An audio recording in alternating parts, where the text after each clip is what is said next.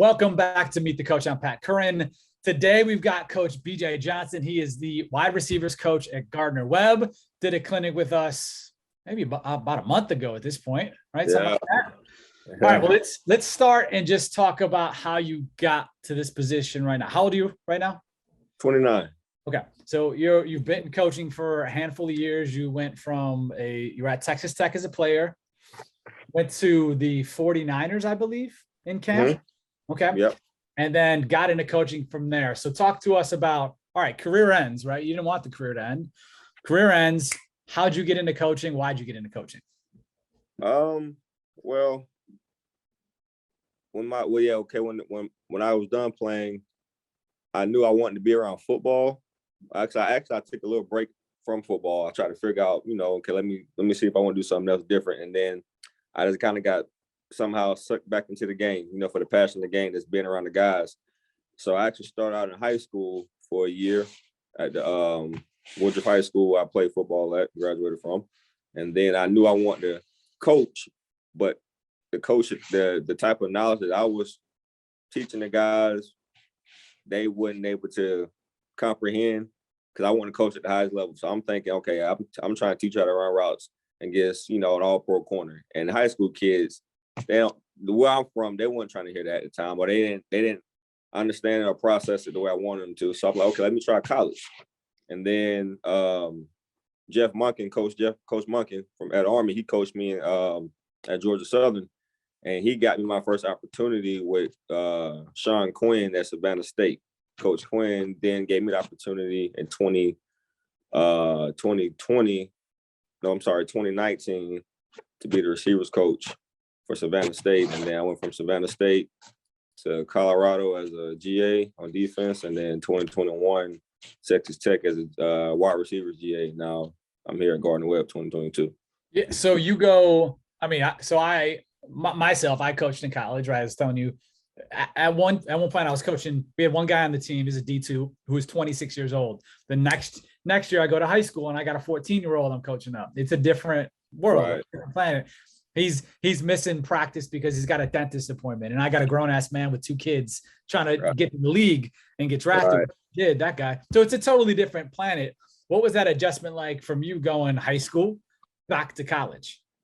Really wasn't an adjustment, honestly, just because I was only there for 1 year, and the same way I coached those guys in high school, the same way I coached them in college, was let me know, okay, yeah, I love y'all boys, but I need to bump up because I don't want to just coach you how to be a great high school receiver. Like I want you to get to college. That's what I was, trying to help them. But I want guys like you just said that want to pursue their dream and get to the NFL just because I was able, to be at that level for a little bit of time and kind of actually learn a lot from them, for those guys, and, just watching the vets. So that's why I knew I wanted to coach at the highest level. And to me, getting to college and then coaching the guys to get to that point, kind of my purpose, I feel like it makes me feel good knowing, okay, I helped somebody achieve their dream. Because like I said, I achieved mine, but not to the extent that I wanted it to. So I feel like, okay, let me take that same energy and let me just go help another young man that want to do the same thing I did, but let him stick and stay in there longer than I did, if that makes sense. So that's why I coach, honestly, with you. Sure. That's part of the reason why I coach. Yeah, sure. I get it. So you've gone high school, Savannah State, Colorado, Texas Tech, now Gardner Webb. What do you think's been the difference in philosophies and coaching styles that you've taken at those different places and now you implement in your own room at Gardner Webb? Well, at Savannah State, that was my first time ever really running a room. I wasn't a GA. I was like the guy in the room, so I kind of had to figure out through trial and error, and I kind of figured out what I liked, what I didn't like, and I was able to speak to certain guys. And then really, man, when I went to University of Colorado out there with Carl Durrell, that's really like kind of changed my mind. Well, I say changed my mind, but opened my mind up to being more detailed because he's an NFL guy. Like he's been in NFL, I want to say longer than he has been in college. And this guys like Coach Maxey and Chris Wilson, the DC safeties coach, those guys coached in the league for a long time. So me being a GA on defense, I was able to see how they ran meetings, how detailed they were with everything. So I was like, okay, let me take that note down. Let me be more detailed. Not saying I wasn't detailed, but these guys that coach in the league for decades plus are very, very, very, very detailed, right? So I would say that stopped. I learned the details, how to be more a professional. And then I would say in 2021 at Texas Tech, I kind of figured out how I wanted to do things. And then I was just able to, like I said, take bits and pieces and stuff that I was like, okay, I don't like that. I'm not doing that, So I would say that was at Texas Tech, and like I said, that was great guys too over there as well. But I would say a lot of growth came at Colorado from a professional standpoint, how to operate and how the guys at the next level think as a coach. Not just I know how to think as a player, but as a coach, like I see how detailed Carl was in our staff meetings and the questions he was asking the position coaches. I'm like, okay, dang, I need to know that, right? So yeah, got you. What side of the ball were you on at Texas Tech? offense, receivers. Okay, so you just spent that 1 year at Colorado on the defensive side. Right. Yep. Okay. So I hear so many guys talk, whether they're 30-ish or 50-ish, about how beneficial it was to be on the other side. For last week, we had Taylor Housewright, who was a quarterback in college. Then he was he coached some D2, D3 at Mississippi State. He's now the coordinator of Montana State. But he spent a year on defense at the D2 he was at. And it was like, to him, he said, I forget the exact words, but basically how beneficial it was to just see how it's seen on the defensive side. Right. Now he takes that into how he coordinates. Now, how beneficial was that for you? Did you play defense? You probably did in high school, right? Barely. Not even in high school? Okay. Yeah, we had some dudes in high school. I ain't gonna lie to you. So I was fortunate enough to play one side of the ball. Okay. Yeah. So how beneficial you think that 1 year was to be on that other side of the ball, see how they teach and coach, see what they're looking at from that opposite perspective? Man, it was huge. Guy like your guy just said that was on here. I took a lot from those meetings. Like you said, that's understanding where the weak points are at. Depending on what formation we're in as an offense, understanding, okay, if they run this, okay, this gives them problems on defense, right? And then also too, for me, like my own philosophy and my style of coaching, I won't say style, but kind of what I believe in. At the end of the day, to me, football is very simple. Football is about one-on-one, mano-a-mano. Obviously, you got scheme, clearly, right? But I'm more of,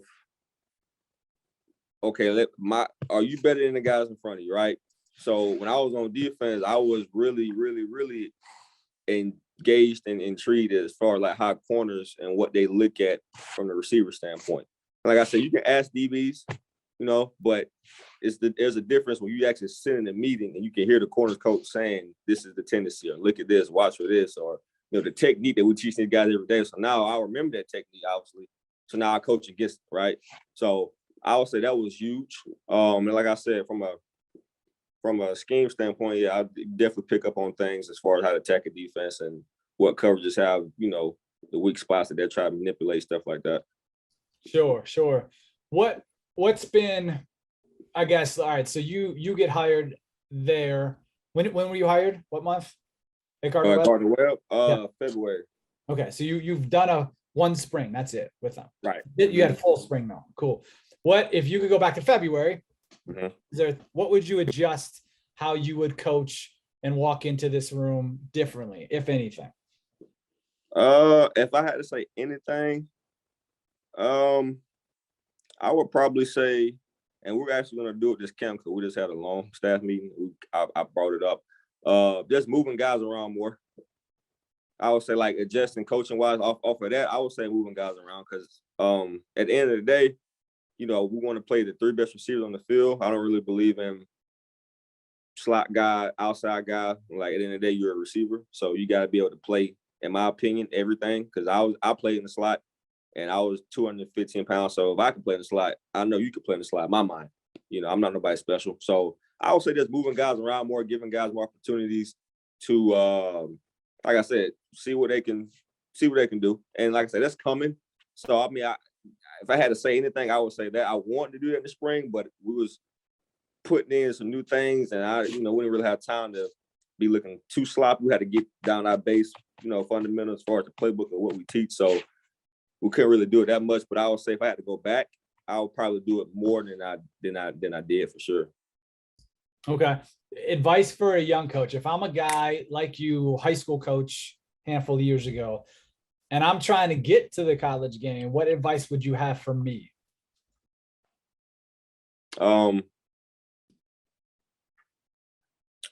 Get out and meet as many people as you can. All right, like you said, like those camps that you were, I did the same thing in Savannah State, and I went to Kennesaw, and I ran, one of their drills for those guys in 2019, that summer. So I would say get out and get around people, as many coaches as you can, network, go to the coach convention that's held every single year in Texas, Tennessee, or wherever it may be. Get out there and don't be afraid to talk to people and just go up and shake hands. And like I said, be willing to work and just understand too, whenever you do get your opportunity, more times than not, you're going to start at the bottom, which is fine. Just know what you get yourself into, but that'll be my advice. Like, definitely network as much as you can.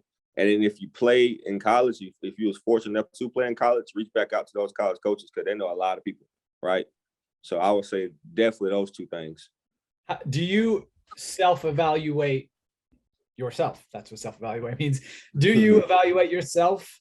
And I know it's different because you've not had a room the last couple of years, but do you plan to evaluate yourself personally from a coach standpoint?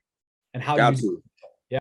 Yeah, I have to. You have to, in my opinion, just because, what I was saying, if you're not getting better, you're getting worse, right? So I'm constantly trying to figure out, okay, how much value can I bring to these guys every single day? And also, too, a lot of times, like I tell my guys, like, you got to be okay with doing the same stuff over and over and over again. So like, for example, like, our technique, our fundamental, our drills or whatever, like we have a bank of drills, but they all work on the same thing, right? And I will switch it up every now and then. But as far as like that self-evaluation, okay, is this drill we're doing, does it apply? And yes, it does apply. Everything we do here at Gardner Webb, it translates. So that's how I self-evaluate. I watch the film, obviously, and most importantly too, I ask the players, I get feedback from the guys. I tell guys, like, look, talk to me, like, let me know, do you feel like this is getting you better? And if it's not, then okay, we'll fix it. But I think as coaches, we can't have egos. I know a lot of guys feel like, oh, I'm the coach, so I know what's best. No, you don't. Well, you don't know everything, right? So you got to be okay with asking your guys, is this making you better? Because a lot of times, I'm not going to say where, but, I came across players even when I played and, some previous stops, the drills that they were doing, they were not feeling, right?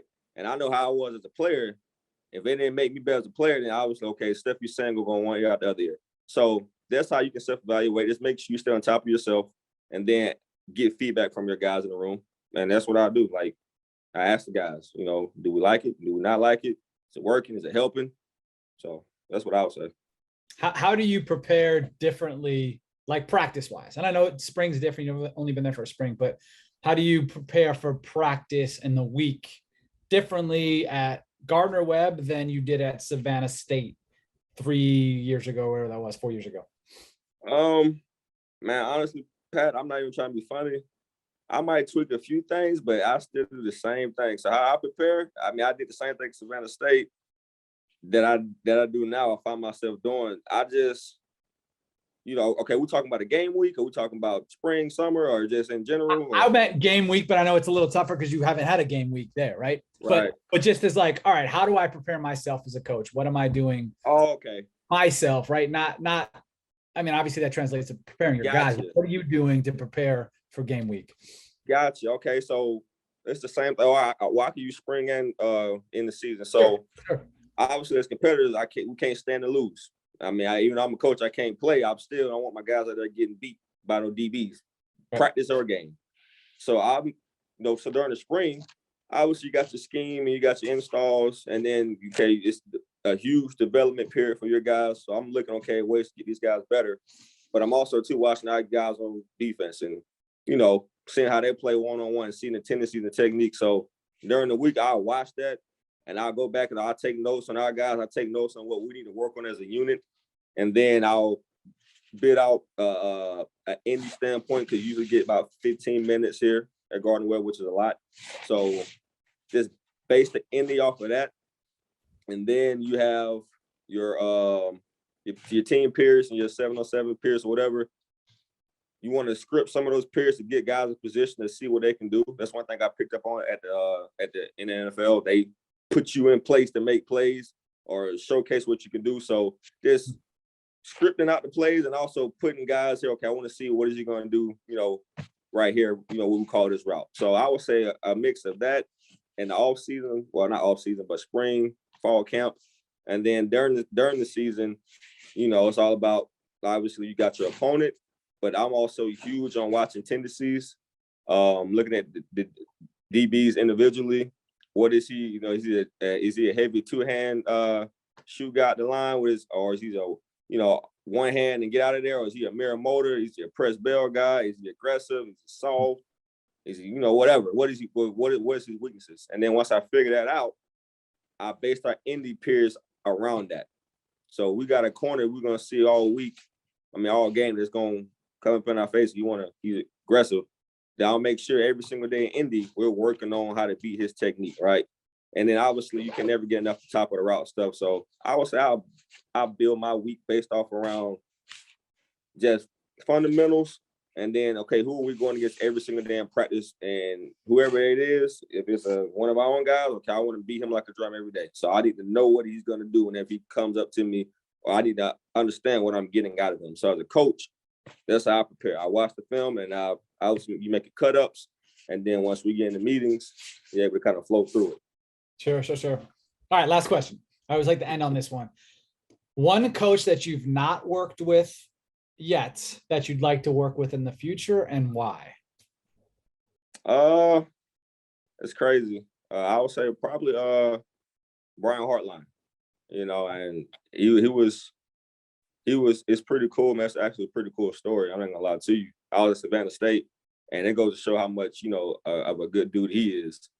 But being a former player, you kind of see a whole bunch of stuff out there. Me being a new young coach, I'm trying to figure out, okay, like who can I look to that coaches and drills things the way I like it, is doing it at a high level. Like that's how I like things. So I look through guys kind of Twitter and kind of see what they coach, and I'm like, at the higher levels, the Power Fives or whatever, Group of Fives, I went through a list of guys that I really didn't like, and then I came across him and not really knowing him at all. And I said this is back in 2019. I think he had just got put on at Ohio State as the guy. And I reached out to him. It took about 3 times, but he finally got back to me. And then when I guess he seen how persistent in the messages, then me and him had a conversation over the phone for about 30 minutes. And, I'm just jotting down notes and, just everything you hear with the guys that he coaches, how he got them thinking different. He had me thinking different on a lot of things. And a lot of stuff was, I'm not gonna lie, like reassurance. Okay, I'm doing this the right way. And also a lot of it too was, dang, I never looked at it that way, right? So kind of from there on, we exchanged texts and I talked to him, I think about 2 more times on the phone since 2019. But I would say, yeah, for sure, like I love to coach with him. Obviously, we both coach receivers, but if he's a head coach one day, I would love to, like I said, it'd be pretty dope to be on his staff.